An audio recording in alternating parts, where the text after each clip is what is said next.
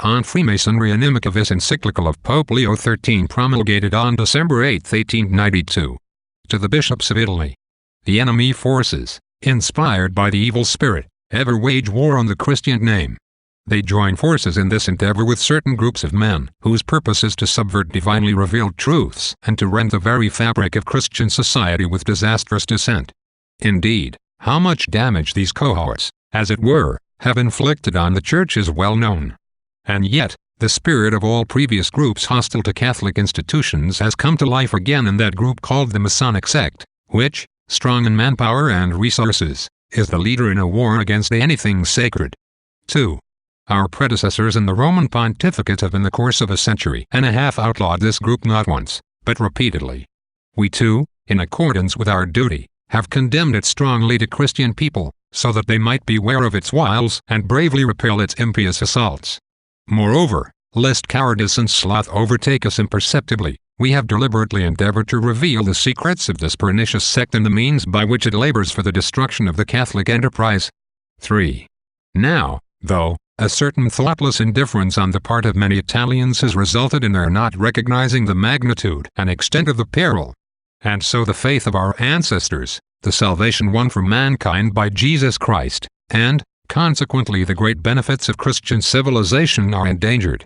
Indeed, fearing nothing and yielding to no one, the Masonic sect proceeds with greater boldness day by day. With its poisonous infection it pervades entire communities and strives to entangle itself in all the institutions of our country in its conspiracy to forcefully deprive the Italian people of their Catholic faith, the origin and source of their greatest blessings. 4. This is the reason for the endless artifices they employ in their assault on the divinely inspired faith. This is the reason why the legitimate liberty of the Church is treated with contempt and beset with legal oppression. They believe that the Church does not possess the nature and essence of a true society, that the state has priority over it, and that civil authority takes precedence over sacred authority. This false and destructive doctrine has been frequently condemned by the Holy See. Among many other ills, it has been responsible for the usurpation on the part of civil authorities of that to which they have no right and for their unscrupulous appropriation of what they have alienated from the Church. This is clear in the case of ecclesiastical benefices. They usurp the right to give or withhold the revenues of these according to their good pleasure. 5. Likewise, in a manner no less insidious, they plan to soften the opposition of the lower clergy with their promises. Their purpose in this endeavor can easily be detected, especially since the very authors of this undertaking do not take sufficient pains to conceal what they intend. They wish to win over the clergy by cajolery. Once the novelties have confused them, they will withdraw their obedience to legitimate authority. And yet in this matter they seem to have underestimated the virtue of our clergy, who for so many years have given manifest examples of their moderation and loyalty. We have every reason to be confident that, with God's help, they will continue their devotion to duty no matter what circumstances may arise. 6. This summary indicates both the extent of the activity of the Masonic sect and the goal of its endeavors. What compounds this harmful situation, however, and causes us deep anxiety is that far too many of our compatriots, driven by hope of their personal advantage or by perverse ambition, have given their names or support to the sect. This being so, we commend first and foremost to your efforts the eternal salvation of those whom we have just mentioned. May your zeal never wavering constantly and insistently recalling them from their error and certain destruction. To be sure, the task of extricating those who have fallen into the snares of the Masons is laborious, and its outcome is doubtful. If we consider the cleverness of the sect, still the recovery of no one should ever be despaired of, since the force of apostolic charity is truly marvelous. 7. Next, we must heal those who have erred in this respect out of faint-heartedness, that is, those who, not because of a debased nature but because of weakness of spirit and lack of discretion, have allowed themselves to be drawn into supporting the Masonic enterprises. Sufficiently weighty are the words of our predecessor Felix III in this regard. An error which is not resisted is approved. A truth which is not defended is suppressed. He who does not oppose an evident crime is open to the suspicion of secret complicity.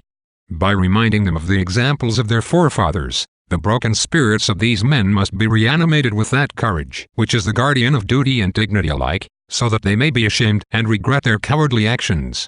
For surely our whole life is involved in a constant battle in which our salvation itself is at stake. Nothing is more disgraceful for a Christian than cowardice. 8. It is likewise necessary to strengthen those who fall because of ignorance.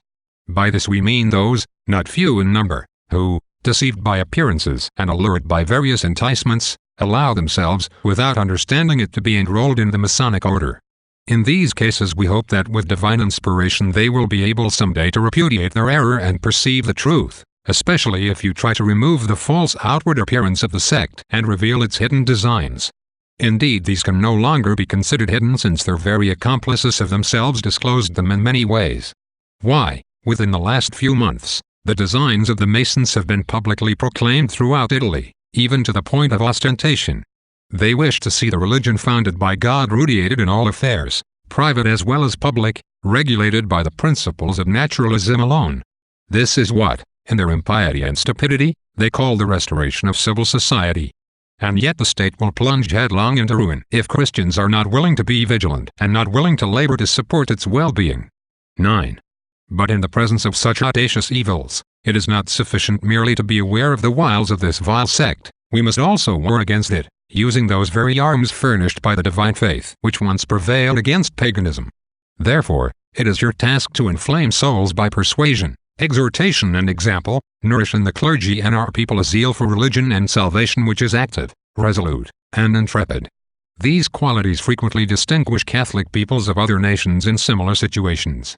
It is commonly claimed that the ancient ardor of spirit in protecting their ancestral faith has grown cold among the Italian people. Nor is this perhaps false, especially since if the dispositions of both sides be inspected, those who wage war on religion seem to show more energy than those who repel it. But for those who seek salvation there can be no middle ground between laborious struggle and destruction. Therefore, in the case of the weak and sluggish, courage must be stirred up through your efforts. In the case of the strong, it must be kept active. With all trace of dissent wiped out, under your leadership and command, the result will be that all alike, with united minds and common discipline, may undertake the battle in a spirited manner. 10. Because of the gravity of the matter and the necessity of repelling the danger, we have decided to address the Italian people in a letter which we are including along with this one, propagated as widely as possible and, where needed, interpreted to your people. In this manner, with the blessing of God, we can hope that spirits may be aroused through the contemplation of the threatening evils and betake themselves without delay to the remedies which we have pointed out. 11. As a presage of divine gifts and testimony of our benevolence we affectionately accord to you, venerable brethren, and the people entrusted to your care, the apostolic blessing. Given in Rome at St. Peter's, the 8th of December 1892, in the 15th year of our pontificate.